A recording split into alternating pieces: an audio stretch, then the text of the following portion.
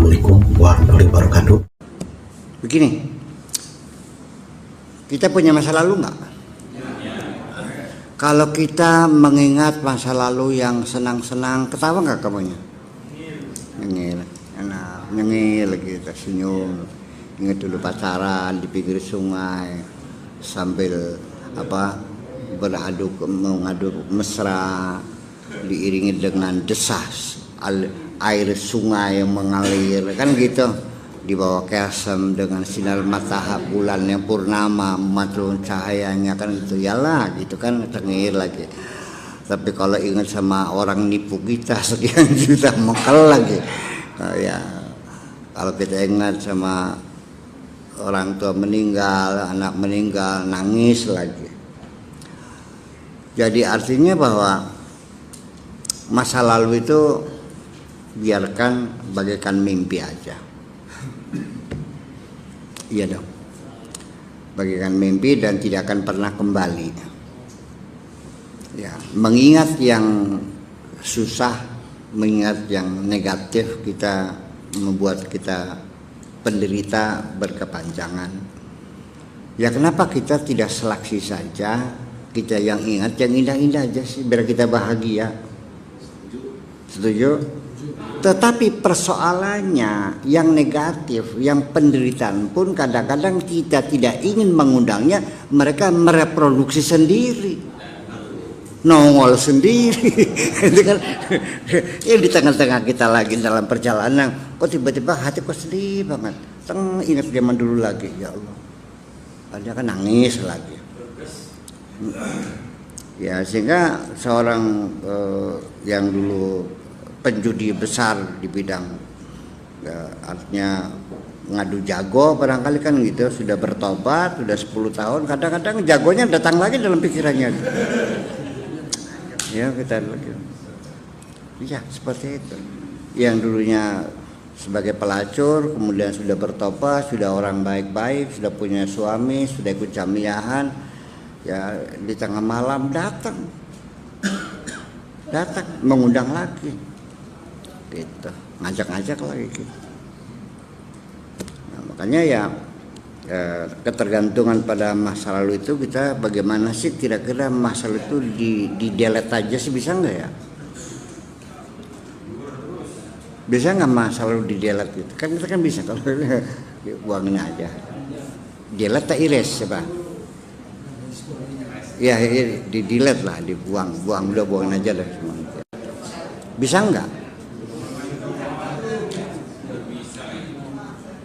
Mendelete itu harus satu persatu ya, nggak bisa gerombongan, nggak bisa ya. Bisa kan mendelete tanggal sekian ke belakang hapus semua gitu, pernah? Bisa nggak? Bisa. Tapi kalau memori ini mah nggak bisa, itu nggak bisa didelete, harus satu persatu. Dan itu sifatnya kasuistik. Kalau memang penderitaan kita tuh karena dulu kita lakukan kesalahan, menganiaya istri kita sampai mati, udah mati kan, tapi kita sadar bahwa kita menyakiti dia, kita berselingkuh, kita segala macam, sampai jatuh sakit sampai mati, kita kan mengenal ya Allah kesian. Ya udahlah, kalau begitu segera minta ampun sama Allah, bertobat kepada Allah, doakan istri kamu supaya diampuni sama Allah. Ya datang silakan, ziarah ke makamnya silakan, ya kan gitu, minimal kan mengurangi penderitaan. Kalau dulu kamu menjadi tersiksa dengan karena dulu punya utang yang belum bisa lunasi, masih 10 juta lagi, ya kita selesaikan dong persoalannya. Datang bang, minta maaf saya terlambat, ini baru bisa nyicil 2 juta dulu lah gitu. Itu juga mengurangi, saya kira harus diselesaikan. Kalau tidak menjadi beban psikologis, akan mengganggu. Anda berpikir tidak pernah konsentrasi. Itulah makanya saya berulang-ulang bahwa dosa-dosa yang kamu lakukan itu menyiksa dirimu sendiri kok. Itu virus semuanya. Iya. Allah tidak melarang kamu makan, silahkan, tapi yang halal dong. Begitu Anda menerjang dan melakukannya, akan terjadi perlawanan di situ, penolakan. Iya, dan itu menyimpan suatu kesan yang banyak hal-hal yang macam itu. Ya kita juga punya masa lalu. dalam kita beragama punya masa lalu agama, ya, permusuhan, saling bantai, membunuh antara orang Islam sampai sekarang terjadi, itu masa lalu kita. Mau diapain? Ya, kita ingin berubah enggak? Ya sudah berubah. Kita bagaimana kira-kira umat Islam ke depan tidak ada pertengkaran gitu, bisa enggak? Ada rumusnya enggak? Gimana? Ya, saya kemarin kan memberi alternatif dalam berdakwah, tidak melakukan kekerasan tapi dengan kebaikan-kebaikan, ya kan, semacam itu.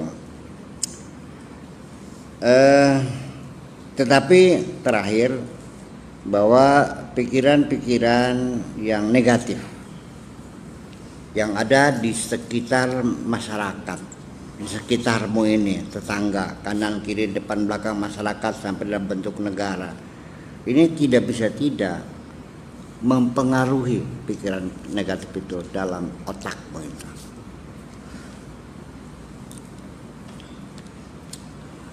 Kalau tindakan korupsi ini sudah menjadi kebiasaan dan kelumrahan, Anda juga akan mudah melakukannya itu. Betul nggak? Kalau masyarakat di Indramayu ini memang ya memang hubungan seksual begitu bebas, ya, tempat-tempat pelacuran yang ada tersebar di mana-mana, sampai sekuat berapa Anda bisa mempertahankan kesucian Anda ini? Masih saya pertanyakan. Ya, kadang-kadang Anda juga kewalahan berikan perlawanannya. Suwe-suwe lama-lama ngicipi juga.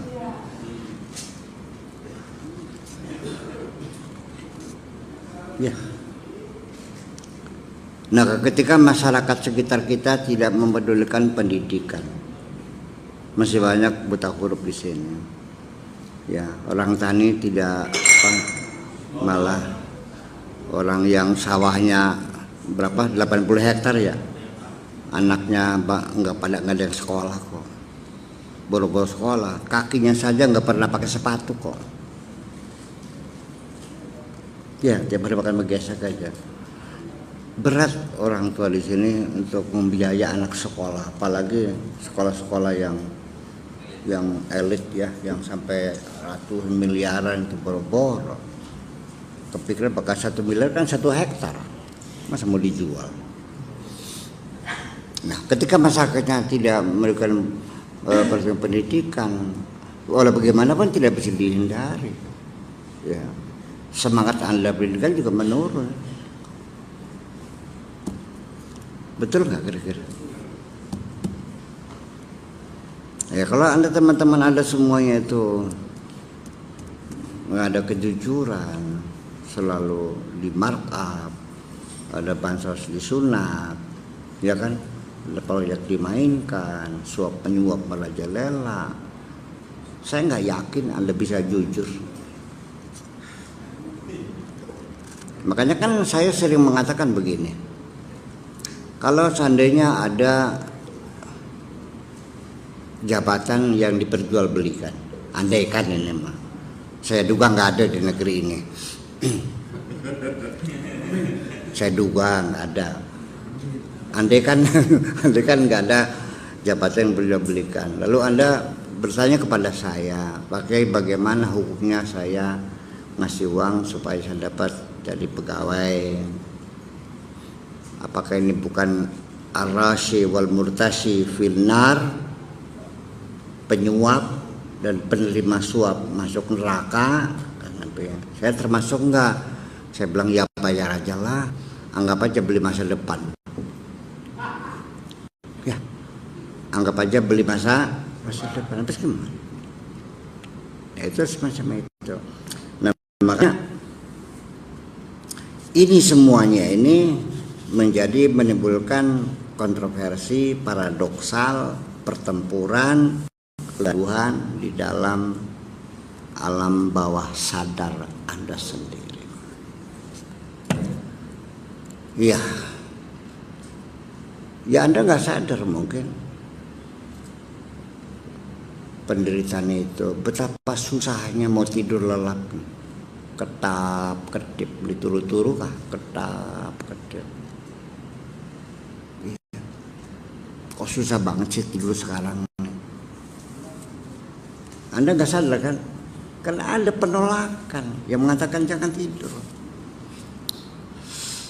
Dan sebetulnya banyak sekali di antara kita orang sebetulnya tidak bahagia, tapi dia berpura-pura bahagia kok. Saya bahagia kok. Mana? Senang kau senang, nggak ada masalah. Kamu punya masalah? Wow, nggak ada masalah, nggak ada. Bohong. Nah, itu disimpan gitu. Terlalu banyaknya disimpan itu dalam bawah sadar itu, disitulah akan menjadi persoalan. Anda tidak pernah mendapatkan satu kenyamanan.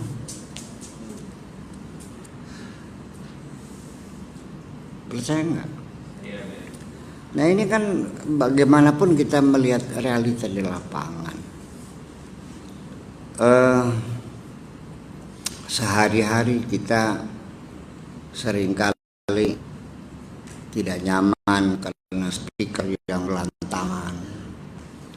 Atau di perjalanan kita tiba-tiba jalan ditutup karena orang hajatan, diputar balik lagi, kesel nggak?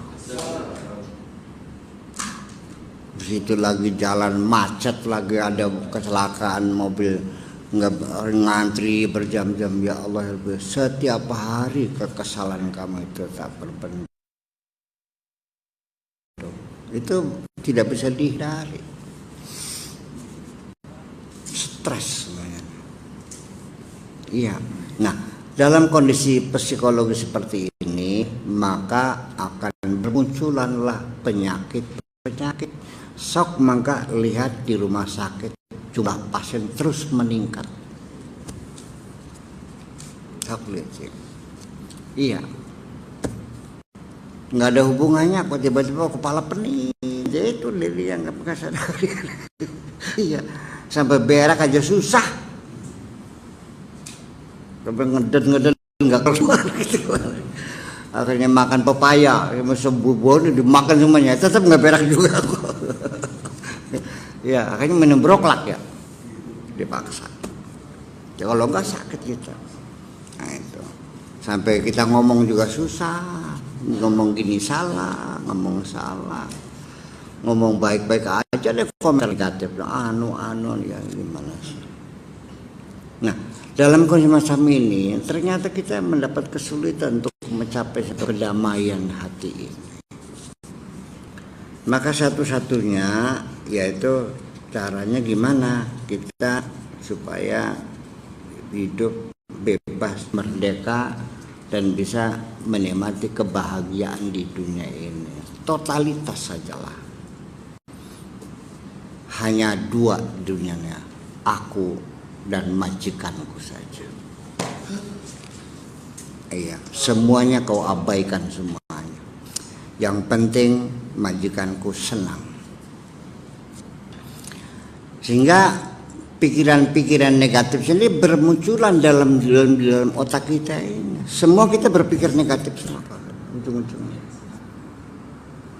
Sampai pada istrimu juga kamu sering curiga. Jujur aja lah. Jangan-jangan masukin laki lain ke rumah. Istrimu juga sama, pasti mampir. Iya kan? Uang lupa naruhnya. Curiganya pembantu diambil pembantu. Ya begitulah kira-kira.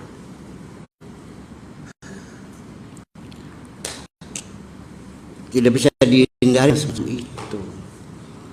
Nah makanya kita mengajarkan orang untuk membantu siapapun yang susah. Jangan membedakan suku, jangan membedakan agama. Kita sama-sama warga Indonesia, ya sudah kita bersaudara, persaudaraan nasional, ya ukhuwah wataniyah, kita semua saudara, ya pokoknya semua kita bantu.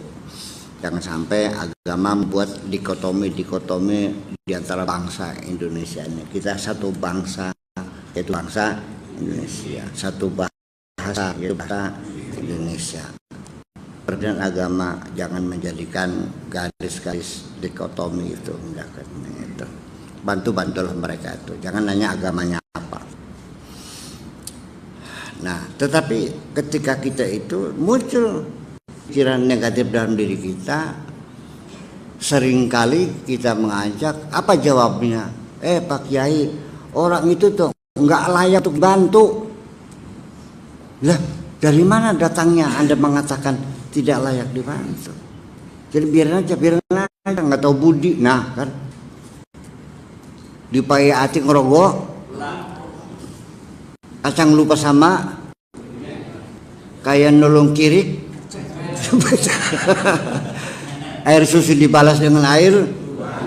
Terlalu banyak bahasa peribahasa yang menggambarkan kekecewaan yang pernah berbuat baik. Begini aja, sudah antara aku dan majikanku. Jadi ketika kamu berbuat baik kepada siapapun, jangan ada niatan untuk berbuat baik kepada manusia itu. Tapi kita betul-betul untuk menyenangkan majikan kita. Mau berterima kasih silakan, ada urusan. Yang penting majikanku senang. Nu paling penting mah dudungan aing senang.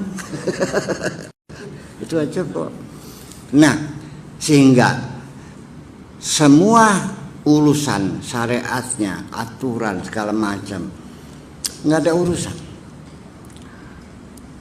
Sekalipun semua sepakat ini adalah kebaikan, nggak ada urusan. Sehingga nilai kebaikan pun sudah tidak pernah menjadi perhatian. Baik dan buruk nggak ada urusan. Yang penting Allah senang. Sekalipun untuk kebaikan, Allah nggak senang ngapain?